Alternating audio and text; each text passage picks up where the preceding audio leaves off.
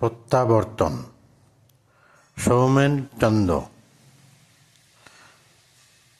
দীর্ঘ 25টা বছর পরে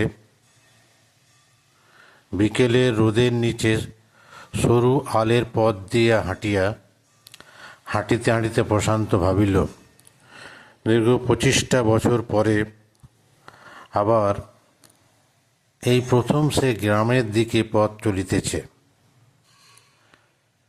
সেই পরিচিত পথ, সেই বুনো ফুল, ঘাস, লতা পাতার গন্ধ, শুকনো পাতার স্তূপে কোনো অদৃশ্য প্রাণীর খসখস শব্দ, হঠাৎ কখনো সারি সারি আকাশ ছোঁয়া তালগাছের সামঞ্জস্যহীন অবস্থিতি,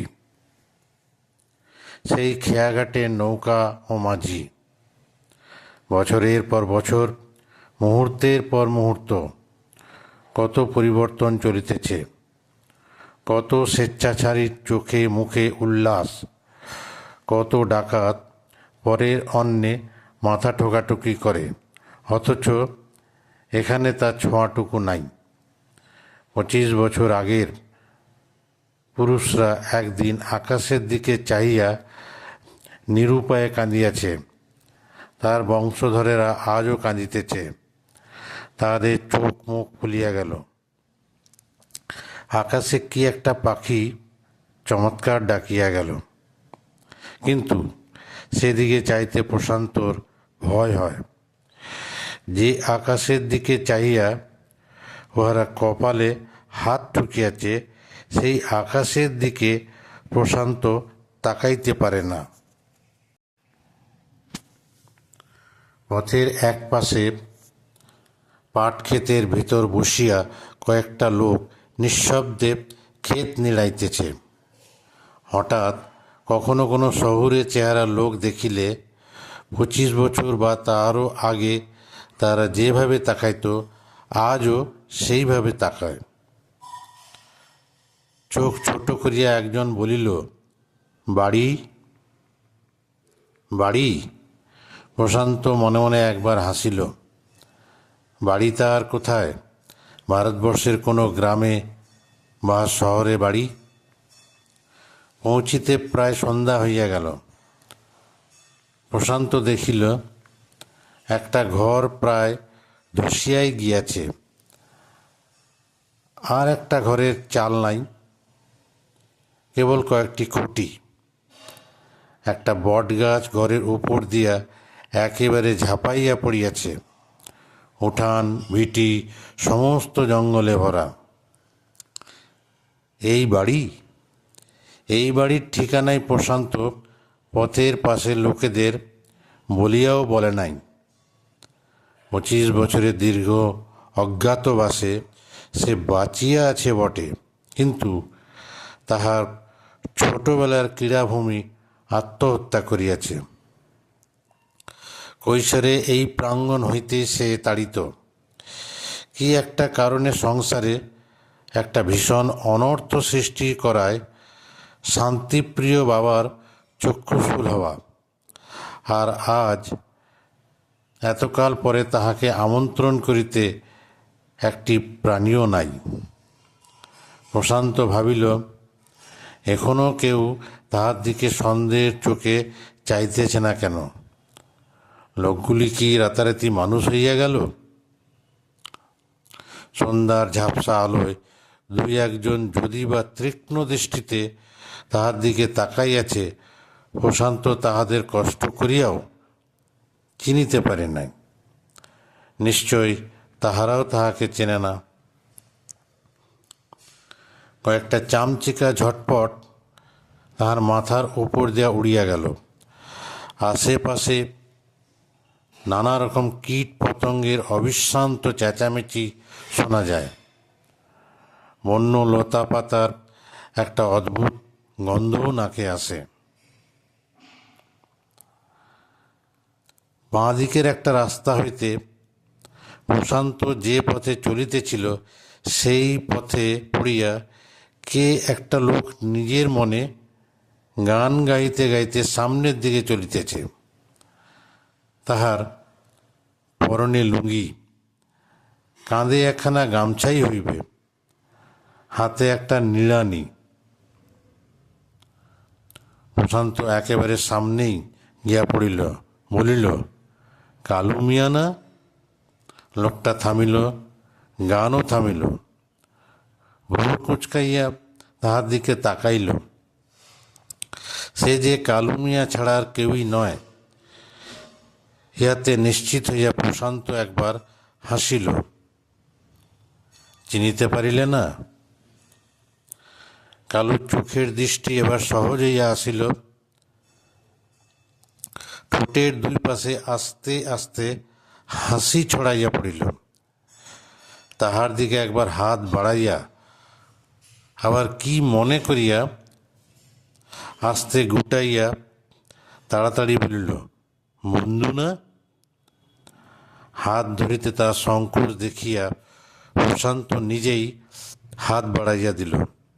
হাসিয়া বলিল, হ্যাঁ।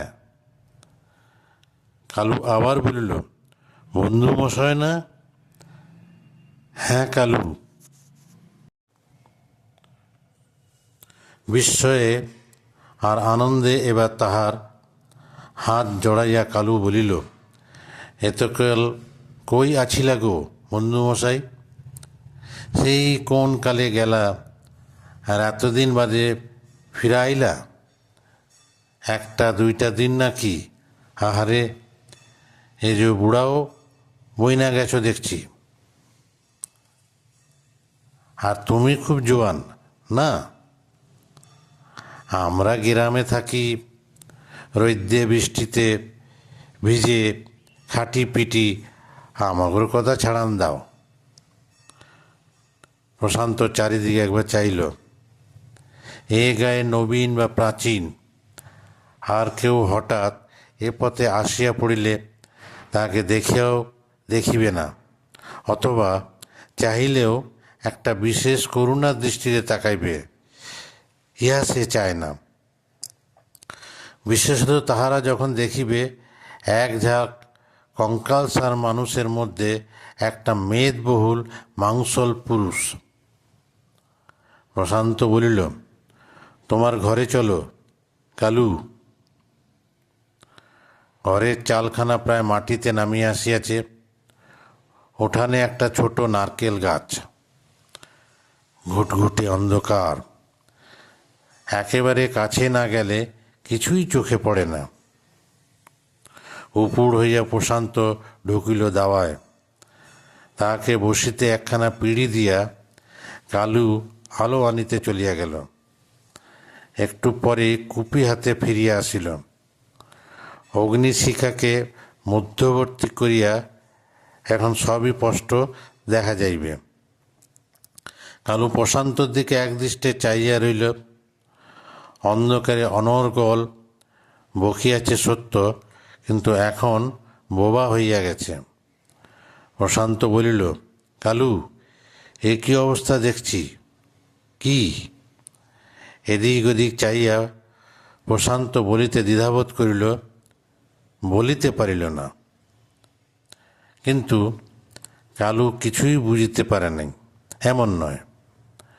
দুই হাঁটু একত্র করিয়া তাহার উপর হাত রাখিয়া সে ধীরে ধীরে বলিল, বন্ধু, তোমার ঘর ভাঙা গেছে, ধান আছে কি না জানি না, আমার জন আছে এই রকম, ধনের খোঁজও রাখি না, সবই নসিব, এই নসিবের খেলা।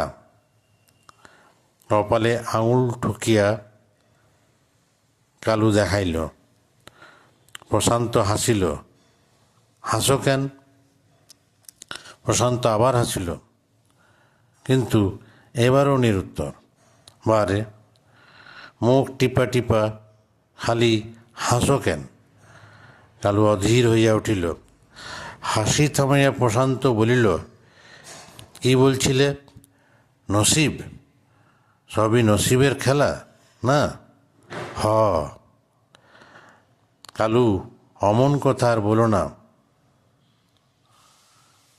10 জনের ভেতর 9 জন আমরা ভালো করে খেতে পাই না।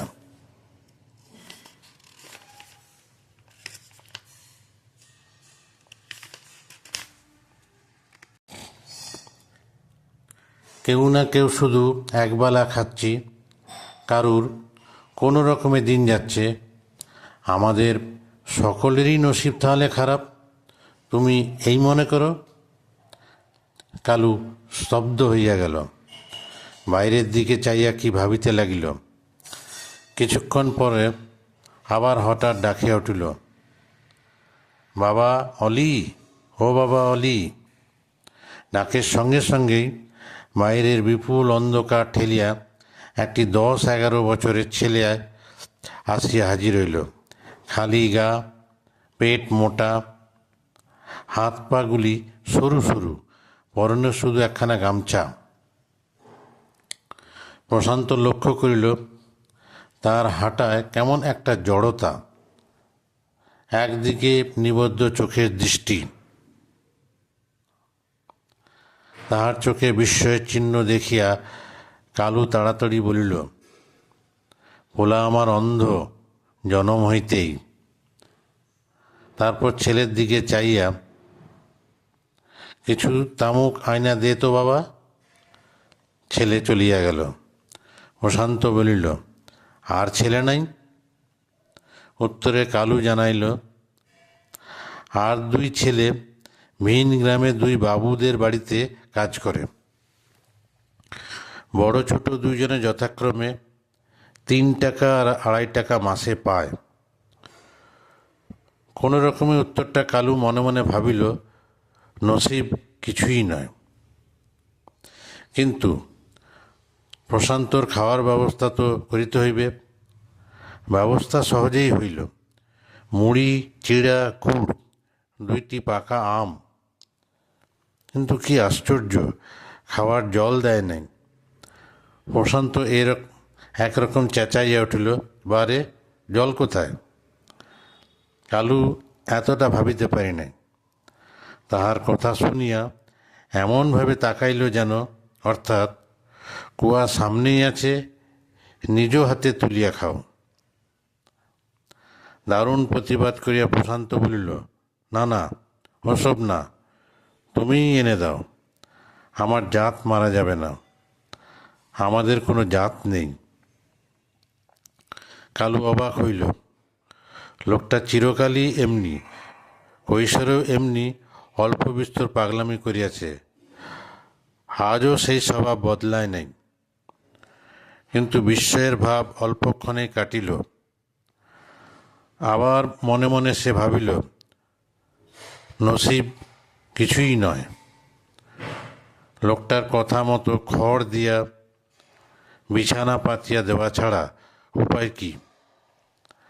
কালু তাহার উপর বহুদিনের সঞ্চিত একটা নতুন কাঁথাও আনিয়া পাতিয়া দিল। বিচিত্র খড়ের বিছানায় পরম পরিতৃপ্তিতে শুইয়া প্রশান্ত ভাবিল, দীর্ঘ 25 বছরের অভিজ্ঞতায় মাটির শয্যাও তার কাছে মনোরম। সুখের সময়ে পরম অখাদ্যই শ্রেষ্ঠ খাদ্য, এ খবর কালু রাখে কি? খাওয়া দাওয়া শেষ করিয়া রাত করিয়াই কালু আবার আসিল। দাওয়ায় অনেকক্ষণ বসিয়া তামাক টানিল। ভিতরে তখনও জাগিয়াছিল প্রশান্ত, শুইয়া শুইয়া তামাক খাওয়ার শব্দ শুনিতেছিল। শেষে ভেতরে আসিয়া কালু আস্তে আস্তে ডাকিল, বন্ধু। বলো। অন্ধকারে বিছানার পাশে বসিয়া কালু যেন কি একটু ভাবিল, তারপর বলিল, তুমি আজকালও স্বদেশী করো? প্রশান্ত মনে মনে হাসিল। সেদিন বড় ভুল করিয়াছিলাম বন্ধু, একলা পথ চলিয়াছিলাম। তোমাদের কথা কখনো ভাবি নাই। আজ আর সেই ভুল হইবে না। স্বদেশী করা কাকে বলে তা কালুই জানে। প্রশান্ত কিছু না বলিয়া তার হাতটি শুধু ধরিল। কিছুক্ষণ চুপচাপ, চারিদিক নিস্তব্ধ, মাঝে মাঝে কেবল নারকেল গাছে শব্দ, হাওয়া দোলায়। এছাড়া টু শব্দও শোনা যায় না। প্রশান্ত বলিল, তুমি তখন বলেছিলে তোমার ঘর নাকি ভেঙেছে। কালু, বাবার মৃত্যুর খবর আমি জানি, না জানলেও 25 বছর পরে ফিরে এসে তাদের দেখা পাওয়ার আশা করা উচিত নয়। কিন্তু আর মানুষ কোথায়? আমার পিসিমা, তার ছেলেমেয়েরা, ঠাকুরমা, তারা? পিসিমারা তো তোমার বাবা যেই মইরা গেল তার কয়েকদিন পরেই চম্পট। এই শূন্য পুরীতে কে আর পইড়া থাকতে চায় কও? কিন্তু পইড়া রইল তোমার ঠাকুরমা, সুন্নি ঘর আগলাতে একা পইড়া রইল। বুড়ির শকুনের পরমায়ু, তা না হইলে আর। এখানে আসিয়া কালুর স্বর হঠাৎ থামিয়া গেল, যেন অন্ধকারে আস্তে আস্তে মিলাইয়া গেল। তা না হলে কি বলো? কালু আর কিছুতেই বলিতে চায় না। কোন ভুলে একবার আরম্ভ করিয়া হঠাৎ তার জিহ্বা আড়ষ্ট হইয়া গিয়াছে। প্রশান্ত অনেক পীড়াপিড়ি করিয়া তবে যা জানিতে পারিল তা সংক্ষেপে এই: বুড়ির শকুনের পরমায়ু, এ কথা কালু আগেই জানাইয়াছে। তা না হইলে আর শূন্য গৃহে পাহারা দিতে অতগুলি বছর বাঁচিয়া থাকে? হা হা, মৃত্যুর সময় বুড়ি যা কষ্ট পাইয়াছে তা নাকি মর্মান্তিক। শেষের দিকে তো কেউ তাহার বাড়ির ত্রিসীমানাও যাইতে পারে নাই। কেউ ভুলেও তাহার কাছে গিয়া উপস্থিত হইলে সে যা তা করিয়া গাল দিত, আর অভিশাপের তো অন্তই নাই। হয়তো মাথা খারাপ হইয়া গিয়াছিল, তাই কালুও শেষ পর্যন্ত খোঁজ নেওয়ার চেষ্টা করিয়াও আর পারে নাই। শেষে হঠাৎ একদিন শুনিল বুড়ি মরিয়া গিয়াছে, এবং বড় কষ্টেই মরিয়াছে। রান্নার কিছু নামাইতে গিয়া হয়তো পা দুটি একেবারে পুড়িয়া গিয়াছিল। তাহাই পাকিয়া ফুলিয়া একদিন জ্বর হইয়াছে, এবং তারপরেই প্রশান্তর চোখে জল আসিল।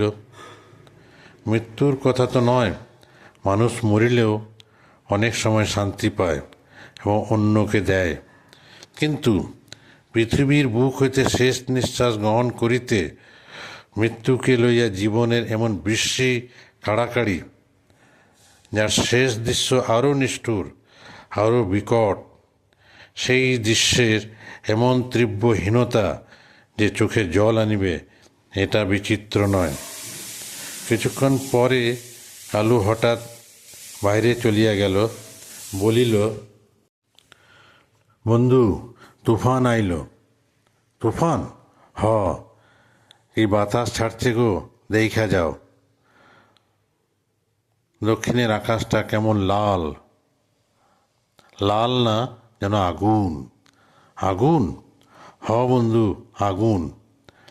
কালু চেঁচাইয়া বলিতে লাগিল, সামাল তরি, সামাল মাঝি ভাই, সামাল তরি, সামাল।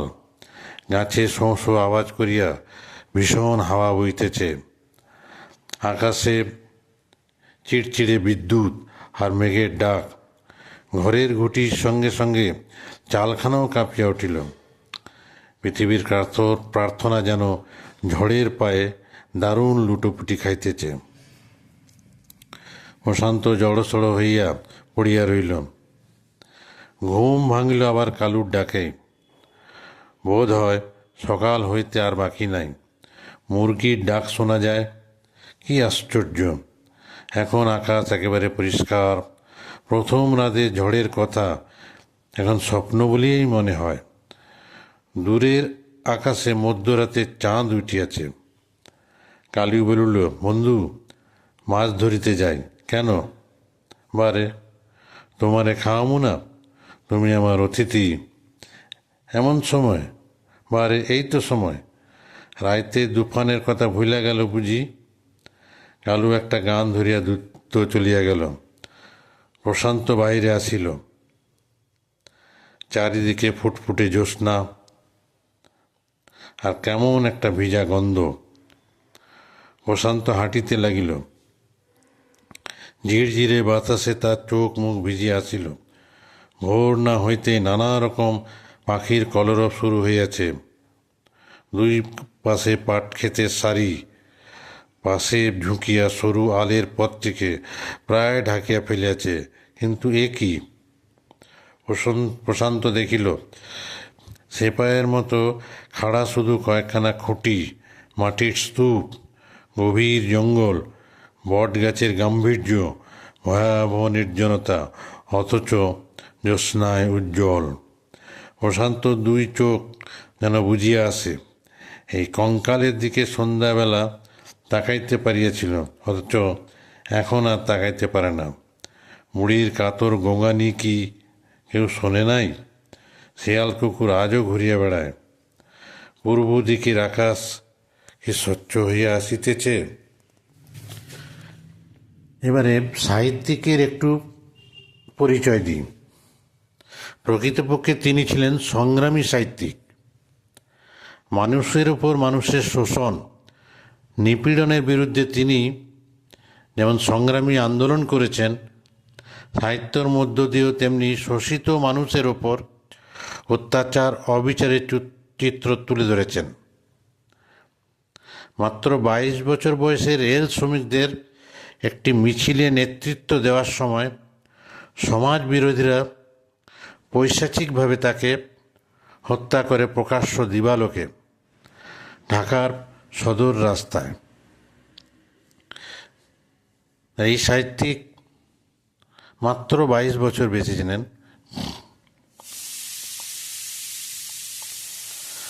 তার এই সংক্ষিপ্ত জীবনে তিনি 20টি গল্প, একটি উপন্যাস লিখে গিয়েছেন।